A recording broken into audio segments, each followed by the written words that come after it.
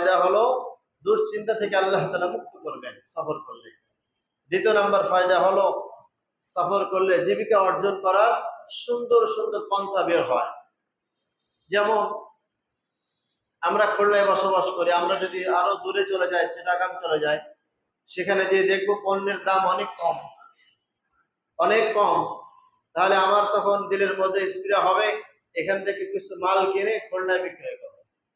এই যে আমার জীবিকার একটা জ্ঞান অর্জন হয়ে গেল। এই জন্য বিভিন্ন জায়গায় সফর করলে বিভিন্ন জায়গার এলেম জ্ঞান সেখানকার কিছু কৌতূহল নিজের মধ্যে চলে আসে। 3 নম্বর ফায়দা, সফর করলে জ্ঞান অর্জন হয়। এক এক জায়গার মধ্যে এক এক রকমের ভাষা, এক এক জায়গার মধ্যে এক এক রকম মানুষ এক এক ভাবে আচরণ করে। এই জন্য বিভিন্ন জায়গায় গেলে মানুষ জ্ঞান শিখতে পারে। এই জন্য এই জ্ঞান শেখার জন্য সফর করতে বের হওয়া। 4 নম্বর সফর হলো মানুষের মধ্যে ভালোবাসা, মানুষের সঙ্গে চলাফেরার করার একটা সৌন্দর্যতা, একটা ব্যবহার, পরস্পর কথাবার্তা বলার যে ধরন, এটাকে অর্জন করা যায়। ওখানে দেখে আসলাম যে বাপ ছেলের সঙ্গে কেমন আচরণ করে, ওখানে দেখে আসলাম ভাই ভাইয়ের সঙ্গে কেমন আচরণ করে। যেরকম আমরা তায়েফের মধ্যে গেলাম, তায়েফের মধ্যে মানুষ কত মেহমানদার করে, কত কি সুন্দর করে। এই যে আমরা দেখে আসলাম, এই জ্ঞান অর্জনের সফর করবে। এই জন্য মাঝে মধ্যে বেবি বাচ্চা নিয়ে ভালো ভালো জায়গায় সফরের জন্য বের হওয়া। এই সফর মাস তো এই জন্য বললাম। 5 নম্বর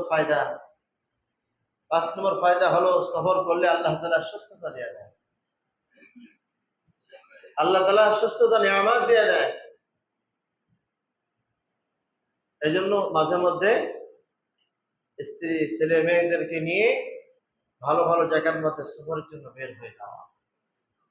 আর সব বলে আমাদের এই দুনিয়ার হায়াত, দুনিয়ার এই যে চাকচিক্য দুনিয়ার মধ্যে বসবাস, একটা উদ্দেশ্য হলো আল্লাহ প্রেম, নবীর ভালোবাসা, নবী প্রেম।